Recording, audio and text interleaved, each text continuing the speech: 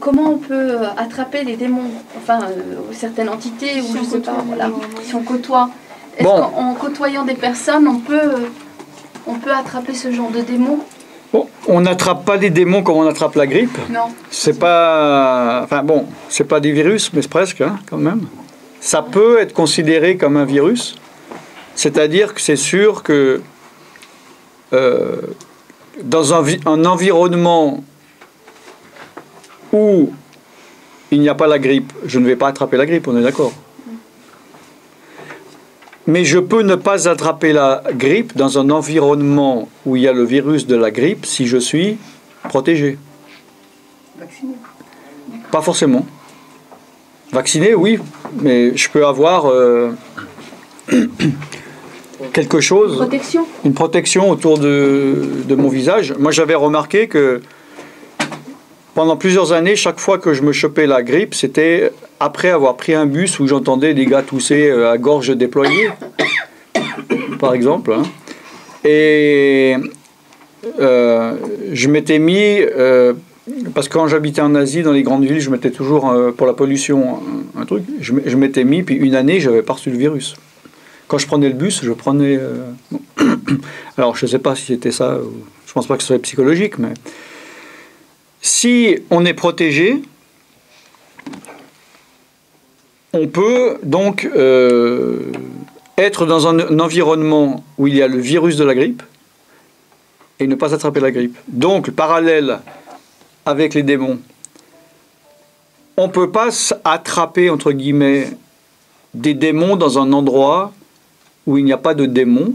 Alors, soit dans un endroit où il n'y a pas déjà des démons existants, ou que moi, je ne crée pas un biotope favorable pour qu'il y ait des démons qui s'approchent de moi, hein, comme un péché. Je peux pêcher tout seul, je peux pêcher avec 2 personnes, je n'ai pas besoin d'être dans un grand groupe pour pêcher. Bon. Mais si moi je vais en effet dans un endroit où il y a beaucoup de démons, ils ne peuvent pas m'atteindre à partir du moment où je suis protégé, donc je suis assez fort spirituellement pour ne pas recevoir ou ressentir l'influence. Parce que c'est vrai, que ce soit dans un avion ou dans un bus, bon, peut-être ici, les personnes, ils ne prennent pas souvent les transports en commun, peut-être. Les ascenseurs.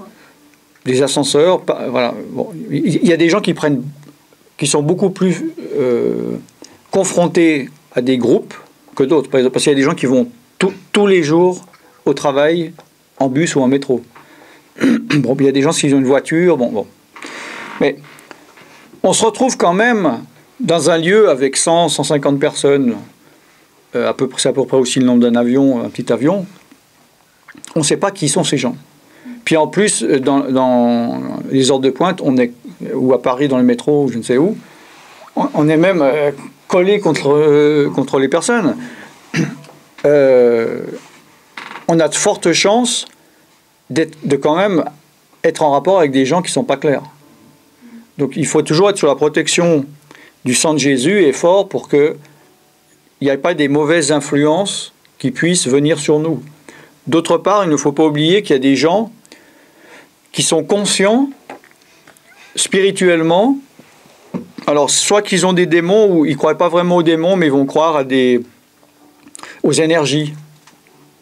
Dans le sens qu'ils vont dire aussi, ils vont essayer de transmettre des énergies positives ou négatives à des personnes. Donc dans le bus, il faut faire, ou voilà, dans la rue, voilà, on peut être confronté à des personnes qui, eux, dans leur esprit, dans leur tête, ils ont une intention mauvaise spirituellement. Alors ça peut être chez le dentiste, ça peut être chez le coiffeur, ça peut être chez le kinésithérapeute, ça peut être partout. Par exemple, une fois que j'évangélisais, puis le gars, il n'arrêtait pas de faire « Ah, vous êtes d'accord ?» Mais tu sais, genre, bon, c'est normal, parce que genre, c'était un, je sais pas quoi, un latin, tu sais, bon, hey, oh, ouais, toujours comme ça, me taper l'épaule. Puis il y a une sœur, elle m'a pris, elle m'a dit « Fais gaffe, celui-là, il fait pas ça pour rien.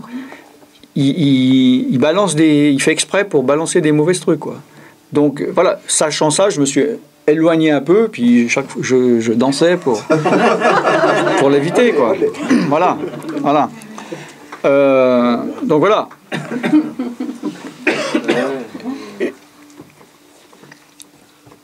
Il y a des personnes qui sont vraiment dans de la magie, dans la sorcellerie mauvaise, où ils vont voir un marabout, un sorcier, qui leur disent, par exemple, au moins serrer la main à une personne, puis quand vous lui serrez, vous pensez à ça, ou vous faites quelque chose, et puis si vous faites à une personne ou à 3 personnes ça, vous aurez quelque chose de bénéfique qui vous revient. Donc, il ne faut pas être parano non plus, rester enfermé chez soi et plus prendre le bus, c'est pas ce que je suis en train de dire. On ne peut pas ne pas vivre entouré de personnes. Mais il faut justement, l'exemple que je donnais de la grippe où il faut être protégé, il faut être assez fort pour ne pas recevoir d'attaque et avoir le discernement s'il y a quelque chose de pas clair, si on est en contact avec quelqu'un qu'on sent qu'il n'est pas clair, d'être prêt à prier à l'intérieur de soi. Mais comme je le dis, je ne suis pas en train de parler d'être parano, puis chaque personne qu'on voit dans la rue croire que c'est un sorcier potentiel. D'accord? Maintenant, plus le contact est proche, prolongé et intime, plus la transmission est plus facile. D'accord? Donc la transmission la plus intime apparemment, c'est les relations sexuelles. Hein? Ça c'est vraiment quand quelqu'un couche avec quelqu'un d'autre, il prend des risques au niveau spirituel. Hein? Voilà. Après, il y a différents types de relations qu'on peut avoir avec des personnes, avec un toucher prolongé, comme justement, je sais pas, des masseurs, masseuses, kinésithérapeutes, médecins ou je ne sais quoi. Oui. Non, dis. On a essayé de me dire quelque chose. Oui, dis. Non, c'est trop. C'est une bêtise. Ok. Je dis même si on est protégé avec une carte. Non, mais c'est pas une bêtise. Non, parce qu'on peut, en effet. Il n'y a pas de contact finalement, puisqu'il y a un imperméable. Non, mais je ne parle pas d'un. C'est pas une question de contact du sexe au sexe, c'est pas par là que le démon passe. C'est aussi, c'est l'enlacement, vous allez toucher la personne, vous allez être en rapport, les corps vont être rapprochés. Donc, et puis c'est la communion que la relation sexuelle crée, donc la communion des corps, mais des âmes et des esprits, qui vont faire que il va y avoir une transmission. Selon la Bible, comme je comprends, et je ne suis pas le seul, quand il est dit il se séparera de son père et de sa mère et ils deviendront une seule chair, c'est pas la relation sexuelle, c'est par la relation sexuelle. Hein? Puisqu'il est dit aussi pourquoi vous voulez venir un corps avec une prostituée. Alors, apparemment, il n'est pas marié avec cette prostituée. Donc la relation sexuelle crée une intimité non seulement physique, émotionnelle, affective, etc., mais spirituelle. Et donc tous les esprits de la personne en face, on les attrape. Comme cette femme, elle me dit j'ai des problèmes, tout ça, puis je lui dis vous avez été voir des sorciers? Non, j'ai jamais fait de sorcellerie de ma vie. Elle ne comprenait pas, puis genre, mais je ne sais pas combien de temps après, elle me dit oui, bon, c'est vrai que j'ai couché 2 mois avec un sorcier, est-ce que ça compte? Oh là là. Donc c'est presque, enfin oui, c'est pas presque, c'est pire que d'aller voir un sorcier. C'est pour ça que il y a certains sorciers ou marabouts qui couchent avec la femme pour des raisons qu'ils donnent métaphysiques ou tout ça justement. C'est pas que pour le plaisir ou pour profiter de la femme d'influence, mais spirituellement parce qu'il sait qu'il y a un grand impact. Est-ce qu'il y a des questions par rapport à ça? Pour ça, j'avais entendu qu'il y en a qui faisaient de la magie en faisant l'amour. Oui. Il disait que ça multipliait parce qu'ils étaient deux. Bien sûr, bien sûr. Parce que l'intimité, comme je dis, il y a l'intimité spirituelle aussi. Oui, exactement. Ils vont faire... alors ça peut être le sorcier... S'ils apprennent ça de la part d'un sorcier ou d'un marabout, ils vont dire, quand tu couches avec le gars ou quand tu couches avec la fille, dis telle phrase, dis tel mot, ou bien fais-lui un signe dans le dos, sans qu'elle tu fais tel signe dans le dos, ou bien tu fais un truc dans les cheveux, ou tu mets un papier sous le lit. Enfin, ça peut être multiples manières que des personnes ont eu des liens avec des esprits, et pour eux, ils ne comprennent pas, ils ne voient pas... ils savent à partir de à peu près tel âge ou telle année, j'ai des problèmes. Et si on leur dit, bon, ben, va chercher la source, d'où ça peut venir, à première vue, eux ne voient pas ça comme étant une source possible.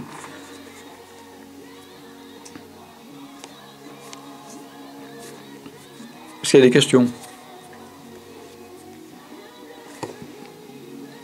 Est-ce qu'il y a des mots, des phrases, des choses qu'on peut dire pour se protéger? Bon. C'est pas les mots en eux-mêmes. Les mots, les démons n'ont pas peur des mots.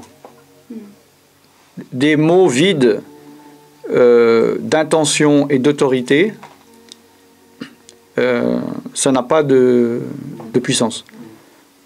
Je reprends l'exemple du policier. Vous êtes en voiture, puis il dit simplement « halte », on s'arrête. Si c'était un autre gars qui dit « halte », on l'écrase, on s'en fiche. Enfin bon, peut-être pas vous, mais moi non plus. Mais... Donc c'est pas le mot en lui-même. D'accord? Sinon, on peut voir des personnes qui font par exemple de l'exorcisme, puis on va noter mot après mot, puis après répéter les mots. Puis après je vais essayer de faire un exorcisme. Alors, au nom de Jésus-Christ, sors. Ah bon, pourquoi il se passe rien? Donc, ce n'est pas les mots en eux-mêmes. C'est l'intention qu'il y a derrière, la foi qu'il y a, etc. Les mots ne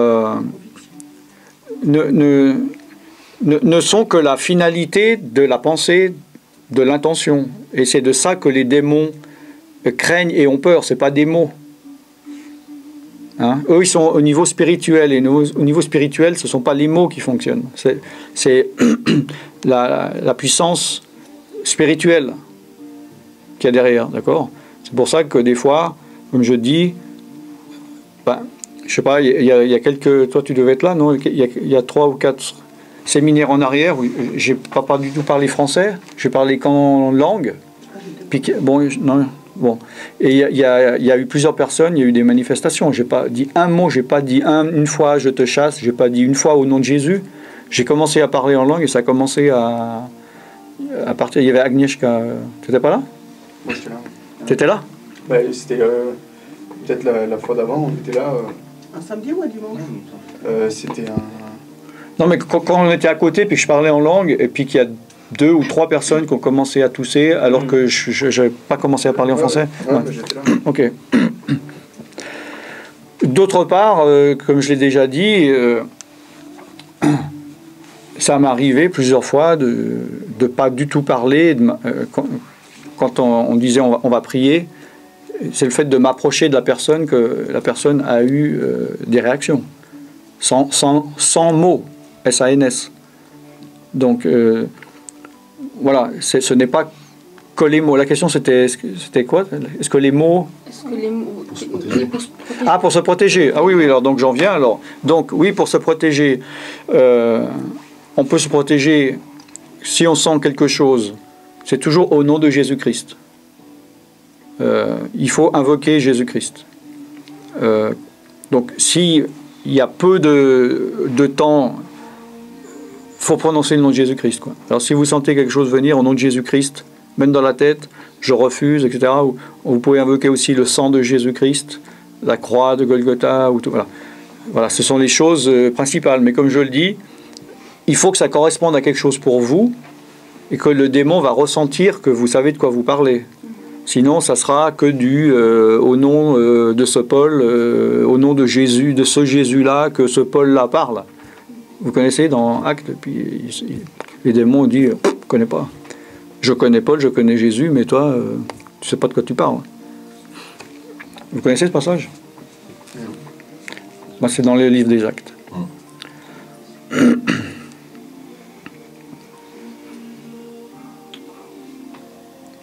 Il y a d'autres questions?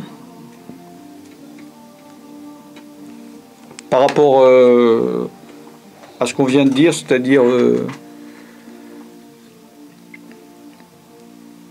bon. Pour revenir à comment attraper des démons, ou c'est plutôt comment ne pas les attraper. C'est pas le mode d'emploi pour s'attraper des démons. Hein. Bon. Fait secondaire. Voilà. C'est sûr que si on est dans un environnement trop longtemps, un environnement propice à certains démons, il y aura plus de combats parce que eux vont essayer de nous influencer. Alors, on ne peut pas toujours être... Il y a des endroits où on ne devrait pas être, puis on doit être, par exemple, au travail. C'est pas évident. Si vous êtes obligé de travailler, puis vous êtes dans un endroit où les gars, ils parlent, je sais pas, que de filles, ou de violence, ou de racisme, ou je ne sais pas, enfin quelque chose de mauvais, voilà. Puis là, vous êtes obligé d'être avec 8 heures par jour, d'être dans ce genre de groupe. C'est sûr que vous aurez plus de combats pour résister à ces démons qui vont essayer de vous influencer que si vous travaillez dans une église voilà, avec des chrétiens. Et si on est vraiment sanctifié, qu'on est vraiment rempli du Saint-Esprit, finalement, est-ce qu'il y a vraiment quelque chose à craindre? À moins d'être vraiment dans un concert satanique où je dis pas, où là, il y a vraiment un exemple. Quoi, mais, voilà. Ah non, mais à craindre, rien. J'ai pas parlé de crainte. Ça n'a rien à voir. Ouais. On n'a pas à avoir crainte. Ouais. Dans aucun cas. Dans aucun cas. Mais ce que je dis, c'est qu'on peut se trouver dans des situations où tout d'un coup, un démon peut venir tenter sa chance de nous influencer parce qu'on était longtemps exposé à ce type de démon. C'est pas parce que voilà, on est rempli du Saint-Esprit et que tout va bien qu'il va quand même pas essayer il peut travailler au niveau des pensées, etc. Mais maintenant, au niveau de craindre, au contraire, non, justement, il ne faut pas craindre. Il ne faut pas craindre. Ça peut, je donnais l'exemple du travail, ça peut être aussi la famille. C'est-à-dire que si vous êtes dans une famille qui est complètement anti-chrétienne, puis vous devez assister à des repas de famille et tout ça, ça peut devenir pénible spirituellement d'entendre des trucs, ou si tout le monde a bu et tout. Bon, il y a des moments, peut-être faut faire un choix. Si vous allez, il faut y aller aussi souvent que vous devriez. Ou si, voilà. Il y a l'exemple aussi d'une personne qui me disait, bon ben, mon voisin, je crois qu'il était dans le hard rock ou un truc un peu grunge, satanique, je sais pas quoi. Et il voulait absolument l'évangéliser, donc il l'invitait souvent chez lui. C'était son voisin de palier. Mais il dit, il se sentait mal, chaque fois qu'il partait, après il n'était pas bien plusieurs jours, mais donc il sentait que le gars lui apportait des choses négatives dans son appartement, mais par culpabilité spirituelle, il disait, je peux pas, il faut que j'arrive à accepter ça, et je ne veux pas ne plus l'inviter. Et donc il se trouvait coupable parce qu'il voulait arrêter de l'inviter, mais il disait, oui, mais je lui parle de Jésus, donc je dois... Alors par exemple, lui il m'a appelé pour me dire qu'est-ce que je dois faire. Alors je vous pose la question, si je vous aurais appelé vous, qu'est-ce que vous auriez dit? Que doit-il faire? S'il se sent mal, se remettre devant Dieu. Demander à l'Esprit de Dieu. Ouais, ça c'est facile comme ça. Ah oui, mal, ouais, d'accord. Mais s'il te dit, ok, oui, mais je me suis déjà mis devant Dieu et j'aimerais une réponse de toi. De voir le voisin ailleurs que chez lui. Ouais. Ouais. Dans un autre lieu, ouais, c'est ce que j'aurais dit aussi. S'il est mal, c'est qu'il est sensible à ça, donc il faut qu'il coupe les ponts quoi, pour se préserver lui. C'est normal. Si après lui ça l'atteint et qu'il est plus ferme. Voilà, c'est ça. C'est-à-dire arrêter de le voir. Bah, ouais. Ça l'atteint trop. Ou de le voir dans d'autres conditions, peut-être pas chez lui, ou avec d'autres amis chrétiens, où il y a vraiment quelque chose de plus fort pour l'aider aussi, tu vois. Mais voilà. Je sais pas. Oui, en effet, moi je crois que donc j'ai dû lui dire quelque chose comme ça, de dire en effet, si ça t'amène plus de mal à toi et pratiquement rien sur lui, vaut mieux en effet arrêter de l'inviter chez toi. Jusqu'à peut-être tu sois plus fort qu'au point où ça te fasse plus rien. Et peut-être après, à ce moment-là, ça sera peut-être même lui qui veut plus venir chez toi parce qu'il va se sentir mal. La force. Oui, c'est exactement ça. Mais ça, c'est très juste parce que j'ai senti, comment dire, un changement chez moi. Et je rencontrais quelqu'un avec qui je serrais la main de temps en temps et je sentais qu'il me transmettait une énergie spirituelle positive en fait. Ok. Quand je lui serrais la main. Et ça me mettait mal. Après, je me sentais pas bien, tu vois. Ouais. Et des fois, j'avais peur de le rencontrer, tu vois. Okay. Parce que je me disais, voilà, je savais qu'il avait des intentions malsaines. Enfin, c'était un musulman en fait. Ouais. Et voilà, et un jour, je l'ai revu, tu vois. Et je me suis dit, prends autorité, soit, tu vois, dans ta foi en Jésus-Christ. Et je suis allé le voir, je lui ai serré la main et j'ai senti que c'est lui qui était pas bien en fait, tu vois, du coup. Donc voilà. Bah, c'est ça, à niveau spirituel, quand il y a un combat entre deux forces opposées, il n'y a pas de neutralité, quoi. Il y en a un qui domine sur l'autre. La force du Jedi. Ouais. Il y en a. Ouais. Il y en a un qui gagne et un qui perd. Il n'y a pas de. Yes. Du coup, je voulais savoir si nous, tout seuls, face à plein de personnes qui ont des mauvaises choses spirituelles, on peut avoir une action. Par exemple, moi, je vais emmener mon petit frère au cinéma, voir un truc qui me passionnait pas du tout, mais lui, ça l'éclatait. Et avec le son et l'obscurité, je me suis dit, je vais en profiter pour prier, parler en langue. Et pendant la séance, il y a eu 2-3 toux, de plus en plus, et après, il y a eu beaucoup de toux, un peu de partout dans la salle, et avec une femme qui a failli me dégueuler. Pendant 2h30, j'ai prié en langue. Je me disais, du coup, est-ce que même nous, tout seuls, face à... Ou est-ce que... je sais pas. C'est la prière qui a fait que... Moi, je suis toujours tenté quand je suis dans un avion, mais je me dis, si le pilote il est possédé... Bon, moi, je suis prêt à mourir, mais tu commences à crier au nom de Jésus, tout le monde vomit. Mais bon, mon bon sens m'a préservé de le faire jusqu'à maintenant, mais je suis très tenté. Si c'est une... si tu es sûr que c'est pas un hasard parce que tout le monde avait la grippe et que ça vient du fait que tu as prié, ben, tu as la réponse. La réponse est oui, tu peux avoir une influence sur des personnes. Même mon autre frère qui était à côté de moi et sa copine, ils sont plus vieux, hein, j'étais avec mon petit frère et mon autre frère et sa copine. Et les deux, le lendemain, ils ont eu des diarrhées, ils étaient travaillés, ils étaient pas bien. Ça, c'est les pop-corn dans le cinéma, ça. Et du coup, bah, toi, tu penses que c'est à cause ou grâce de ta prière? Ouais, peut-être. Pour ça, je voulais savoir ce que tu en pensais. Ben oui, pourquoi pas. À partir du moment où tu as l'autorité et tu pries, mais justement, il faut faire attention à ce que tu fais, où tu le fais, quand tu le fais, dans quelles circonstances. Moi, je ne prierai pas n'importe où, n'importe comment. Je vais pas être en public au milieu de la rue à dire, à commencer à crier au nom de Jésus. Tout d'un coup, si quelqu'un il saute sous une voiture, tu vois. Mais voilà, ouais. En tout cas, pas dans un avion. Il y a d'autres questions? Mais, bon, il y a une chose aussi, c'est que comme dans le passage, bon ben on va le voir comme ça, vous le connaîtrez. La femme avec les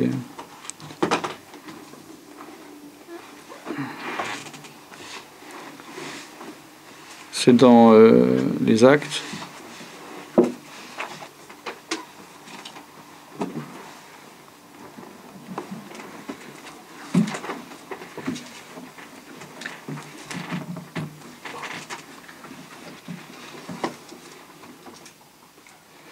Dans chapitre 19,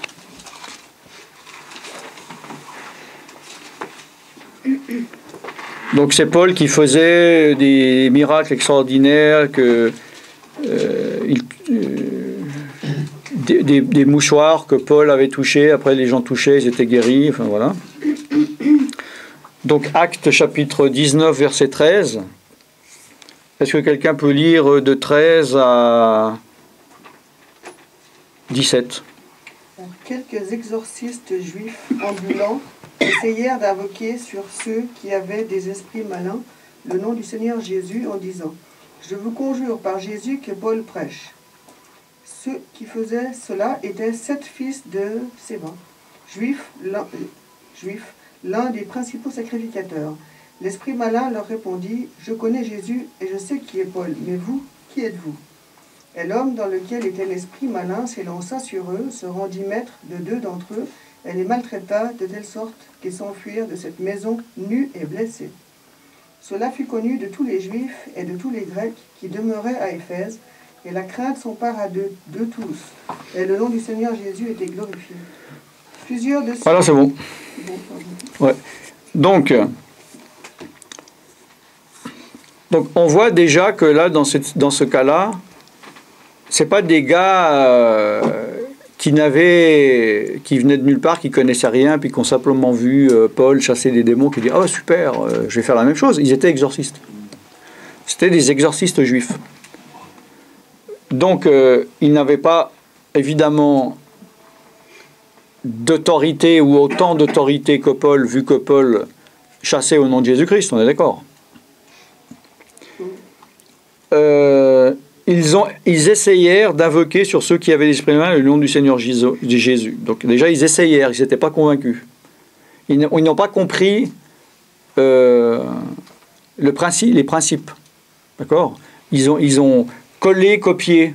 Hein, c'est comme tu as un texte, tu rends un devoir, tu colles, tu copies, tu colles, mais tu ne comprends même pas ce que ça veut dire. Donc, d'accord ? C'est un transfert direct. Donc, ils ont essayé. Parce qu'ils se sont dit justement, quand on dit sort au nom de Jésus, ça fonctionne. Donc utilisons cette phrase magique. D'accord ? Elle a dit, je vous conjure par Jésus que Paul prêche. Et là, les esprits malins, ils ont dit justement, je connais Jésus. Je sais qui est Jésus. Les démons savent qui est Jésus. D'accord ? Et je sais qui est Paul. Donc, ils connaissaient Paul. Les démons savent qui est qui. D'accord ? On ne peut pas, devant les autres, on peut prétendre qu'on est supérieur spirituellement à ce qu'on est vraiment. On peut. Ouais, moi j'ai fait ci, je fais ça, j'ai pas peur des démons, etc. Puis, wow, bon. On peut. On est d'accord. Se surpasser devant les autres. Se vanter, se faire passer pour plus fort qu'on est, ou spirituellement plus juste, ou je ne sais quoi, mais devant les démons, on ne peut pas. Les démons savent qui est qui. Ils connaissent tout le monde. Et ils savent quelle autorité la personne a. Hein? C'est pour ça qu'il dit, je connais Jésus, évidemment, et je sais qui est Paul. Donc, les démons savent quand une personne dont ils connaissent l'autorité, il est en train de se déplacer de telle ville pour aller dans telle ville pour prier telle personne. C'est pour ça qu'ils vont essayer d'arrêter ou d'empêcher ou de créer un problème pour que ça ne se produise pas, parce qu'ils connaissent cette personne. Maintenant, si ils savent que cette personne est bidon, ils vont ouvrir les portes, ils vont lui payer le billet, ils vont dire vas-y, d'accord ? Puisqu'ils ne seront pas menacés. D'accord ?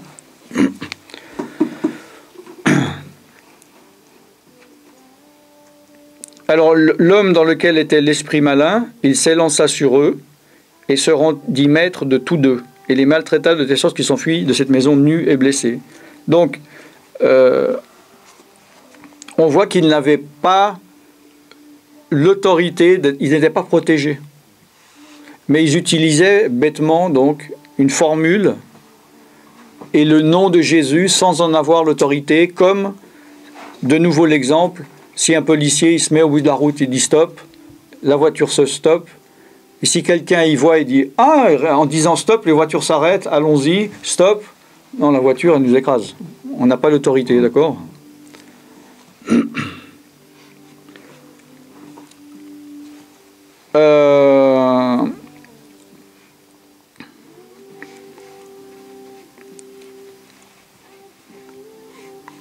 Donc, les démons, ils ont peur des réalités dans le monde spirituel. Écoutez-moi bien ce que je dis, parce que je ne sais pas si je suis clair, mais c'est important. Ils craignent les réalités du monde spirituel et non pas leur représentation.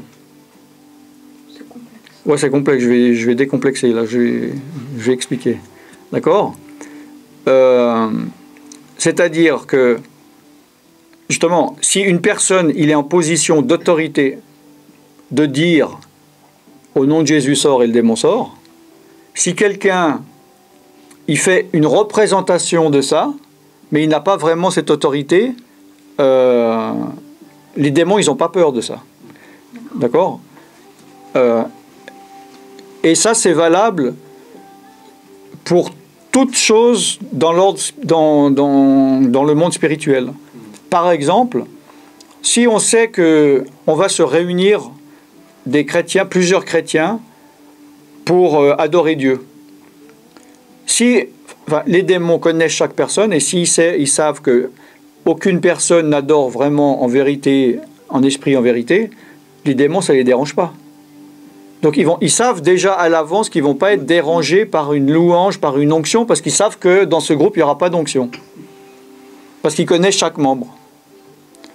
Donc ils vont leur dire, vas-y, t'es en retard, va la louange. Par contre, s'ils savent que justement, il va y avoir une onction, il va y avoir une vraie adoration, une vraie louange, ils savent qu'ils vont être mal à l'aise, ils ne vont pas pouvoir supporter cette onction, ils ne supportent pas qu'on rende gloire à Dieu, ils ne supportent pas la lumière. Donc ils vont essayer d'empêcher ces personnes de se réunir, pour pas qu'ils soient exposés à la lumière. Je me fais suivre, vous comprenez ce que je veux dire? Donc, dans le monde spirituel, il ne faut pas aller non plus loin que la position que nous avons. D'accord? Si tu es un caporal, il ne faut pas te faire passer pour un général. Vous comprenez ce que je veux dire? Voilà. Est-ce qu'il y a des questions par rapport à ça? Oui. Comment ils faisaient alors pour chasser les... Très bonne question. Ils pouvaient le faire au nom de Jésus. Ouais. Bon, alors, les Juifs, je ne connais pas, ça doit être facilement trouvable sur Google, parce que je ne sais pas s'il y en a encore qui le font maintenant. Quelle formule ils utilisent, au nom de qui, au nom de quoi? Est-ce qu'ils ont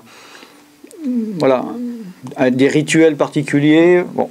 Mais ça pouvait marcher ou pas? Très bonne question. Justement, c'est le même problème qu'avec, on sait qu'il y a des prêtres catholiques exorcistes.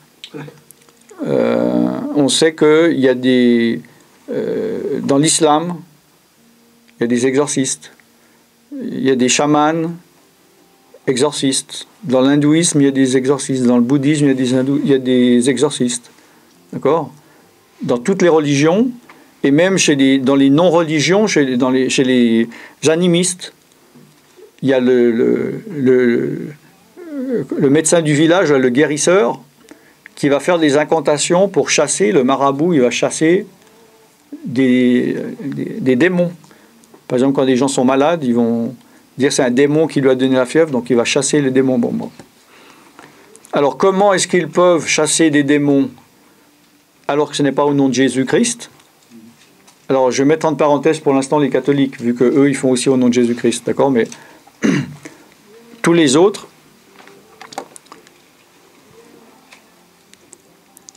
il est dit c'est Jésus d'ailleurs qui a dit, un royaume divisé contre lui-même ne peut subsister. D'accord? Donc, je vois mal... Satan, il n'a pas de royaume. Il en a un seul. D'accord? Il va pas se battre contre lui-même. Donc, si il y a une impression d'avoir une guerre dans le royaume du diable, c'est que c'est voulu, c'est permis, mais c'est pour la construction de son royaume. C'est pas, il ne tourne pas l'épée contre lui-même, le diable. C'est-à-dire, vous allez me dire justement, mais alors comment ça se fait que le démon, la personne dit qu'il va mieux, comment ça se fait qu'il y a des manifestations, comment ça se fait qu'il n'a pas prié pour une maladie au nom de Jésus, le gars est guéri, etc. Ce ne sont pas des vraies et complètes délivrances, ce ne sont pas des vraies et complètes maladies. Le diable qui a un droit, puisque c'est un démon à lui, sur la personne, il peut très bien lui dire de sortir pendant un temps, il peut très bien le faire se déplacer, il peut très bien manipuler la situation comme il veut. Dans la plupart des religions, les gens qui font des exorcismes, il y a des manifestations. Bon, les démons sortent, tout ça, la personne, elle tombe, voilà, il y a des réactions.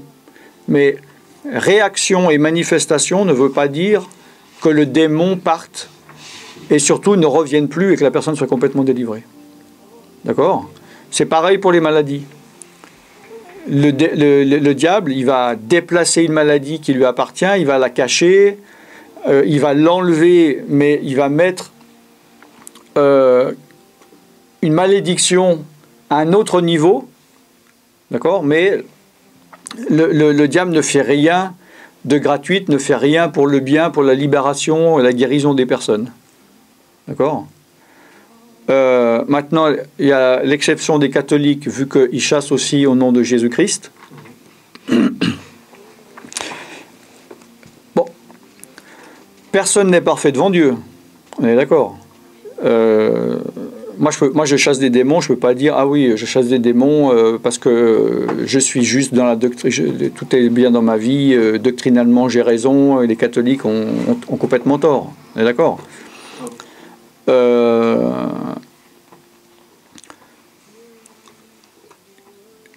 Jésus, il a dit, enfin non, c'est Paul, il a dit, non, qui c'est qui a dit ça? Ceux qui ne sont pas contre nous, non, ceux qui ne sont pas avec nous ne sont pas contre nous, c'est ça? Sont pour nous. Sont pour nous, ouais. Que j'ai dit? Ouais, c'est ça, non? Ceux qui ne sont pas contre nous sont avec nous. C'est Jésus? Je sais plus. Là, c'est Jésus, ouais. Bon, ouais. C'est pas le juif plutôt qui a dit. Non, il reprend un de ses apôtres qui lui dit regarde eux et entend. Ah oui, voilà, exact. Ouais, exact. C'est Jésus, donc. D'accord. D'autre part, il est dit, chose importante, David. D'autre part, il est dit. Il y a des personnes au jour du jugement qui vont dire « Mais Seigneur, n'avons-nous pas chassé des démons en ton nom ?» Et il dit « Je ne vous connais pas, ouvrier d'iniquité. » D'accord. Donc, il n'a pas dit « Non, c'est pas vrai, tu n'as pas chassé de démons. » Donc, Dieu est obligé de... Parce qu'il l'a décidé, il doit honorer son nom, il doit honorer sa parole. C'est un mal pour un plus grand bien, ce qu'ils font les catholiques, en fait. Moi, pardon, excuse-moi, je t'ai coupé. Ouais. Pourquoi un mal expérience, en fait. Ok, alors dis. Un exorciste catholique, en fait. Ouais. Et en fait, c'est un mec, donc il était en fait carrément dans l'occultisme, quoi. Il avait carrément accès à ce qu'ils appellent les chakras, les centres d'énergie comme ça. Bon, tous les prêtres ne sont pas comme ça. Hein. Non, mais voilà, peut-être aussi, hein, je sais pas. Moi, ouais. En tout cas, ce que j'ai vécu, c'était ça. Ouais. Et il me disait qu'il pouvait partir dans l'astral, sortir de son corps, machin. Ouais, mais ouais, d'accord, on peut pas mettre tout le monde dans... Voilà, c'est vrai. Donc peut-être ce que je dis, c'est voilà, c'est pas un cas général, mais ouais. En tout cas, c'est vrai que quand il a fait son truc, il a dit « Je te fortifie au nom de Jésus-Christ ». Je sais pas quoi, moi j'avais une perception assez sensible des choses spirituelles et je sentais qu'il y avait de l'énergie à certains centres qui s'intensifiaient. À un moment, il a prié avec Jésus-Christ, tout ça, tous les saints en fait, tous les saints sont passés. Okay. Enfin, tous ces trucs à lui, moi je connais rien. Mais à un moment, il y a un truc qui est monté, mes genoux se sont pliés, j'étais allongé sur un truc et il y a un truc qui est sorti, mais en fin de compte, c'était un mal pour un bien parce que. Qu'est-ce que j'ai dit? C'était un mal pour un plus grand mal parce qu'en fait, ça m'a plus perturbé après en fait. Psychiquement, j'avais plus de perturbations, j'entendais des choses en moi. Truc bizarre, tu vois. Et voilà, bon, tout le monde, ça c'est pas. C'était juste un exemple. Ça c'est pas un prêtre catholique qui est représentatif Les prêtres catholiques, ils sont établis en tant qu'exorcistes, mais ils ont un livre avec la procédure à faire. Donc ils commencent le livre, ils lisent ce qu'il y a dedans, puis à la fin du livre, voilà, si le gars n'est pas délivré, il dit je suis arrivé au bout de mes capacités, de ce que je dois faire, au revoir monsieur. Bon. Mais alors, on peut voir dans Marc 9, quelqu'un peut lire Marc 9, chapitre 9, verset 38 à 40. Marc, c'est un évangile, c'est le Nouveau Testament, après le milieu. Marc 9, combien 38 à 40. Jean lui dit, Maître, nous avons vu un homme qui chasse des démons en ton nom, et nous l'en avons empêché parce qu'il ne nous suit pas. Ne l'en empêchez pas, répondit Jésus, car il n'est personne qui faisant un miracle en mon nom, puisse aussitôt après parler mal de moi. Qui n'est pas contre nous est pour nous. Voilà. D'accord. Donc,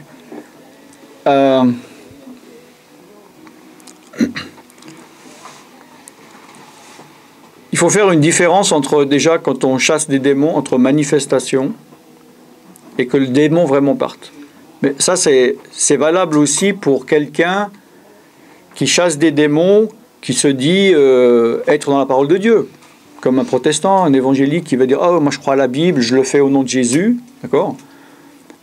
Il y a beaucoup d'endroits où, parce qu'il y a une manifestation, ils se disent « Ah, gloire à Dieu, ça y est, le démon est sorti parce qu'il y a eu une manifestation. » Mais il peut y avoir manifestation sans que ça parte. D'accord ? Donc, je dis ça pour dire que la manifestation d'un démon n'est pas le signe que la personne est dans l'autorité pour chasser le démon. D'accord ? Parce que là où les gens vont dire « Oui, mais moi, on m'a prié pour moi, les démons, la langue est sortie, ma tête, j'ai vomi, machin. » Voilà, c'est pas forcément un signe. D'accord ? Voilà.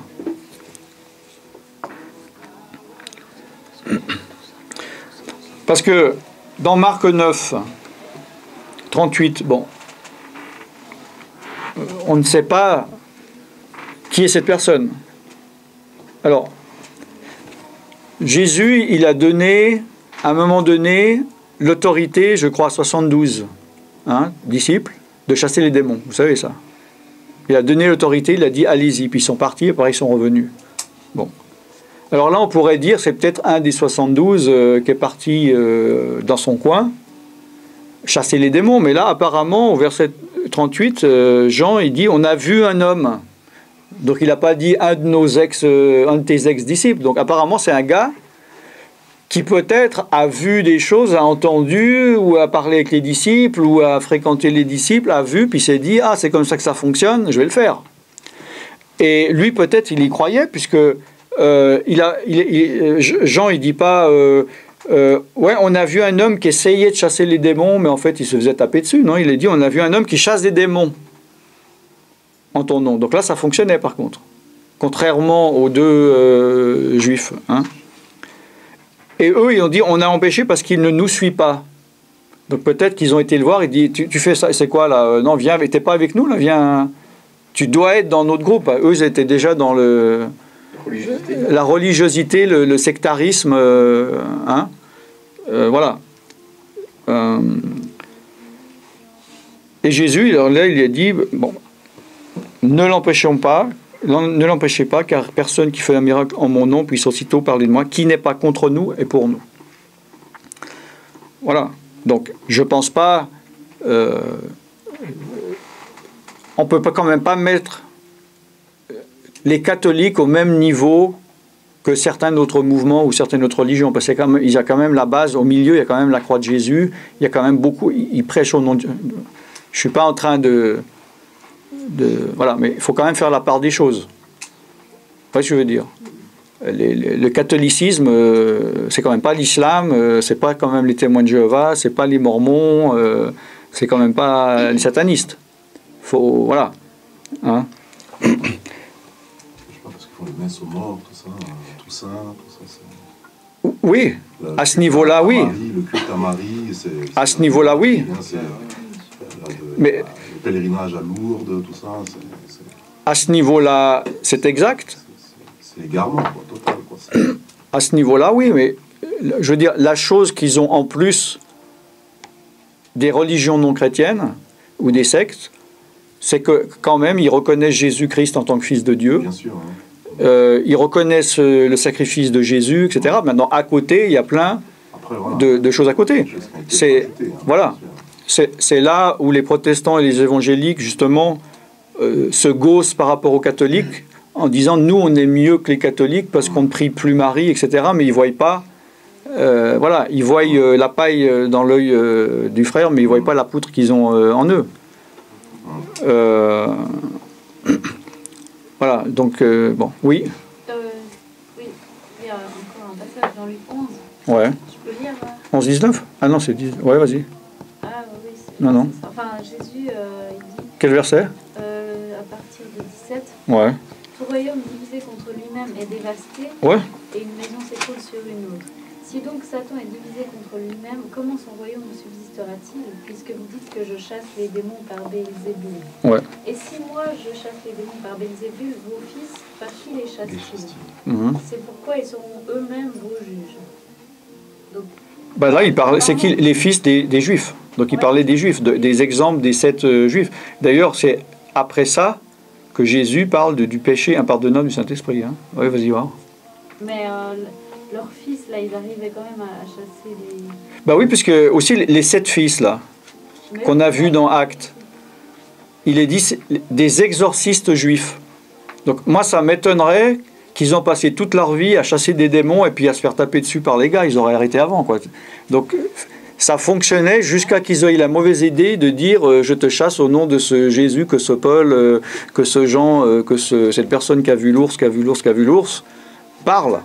Tu comprends, je veux dire? Donc, il y avait forcément des manifestations, il y avait forcément des choses. Mais là, on voit qu'il est chassé quand même par Dieu, enfin par la puissance de Dieu.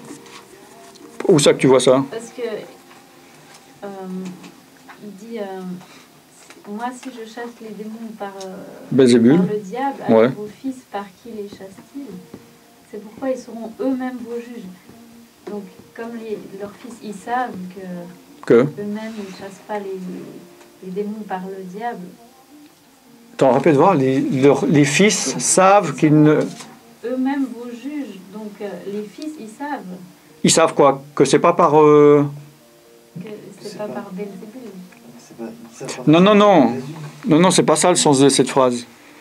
Il dit aux pharisiens, là, donc c'est Jésus qui dit, vous dites que moi je chasse par le diable. Bon alors, il dit, si c'est vrai, vos fils, eux, ils chassent au nom, tu vois, par qui les chassent-ils?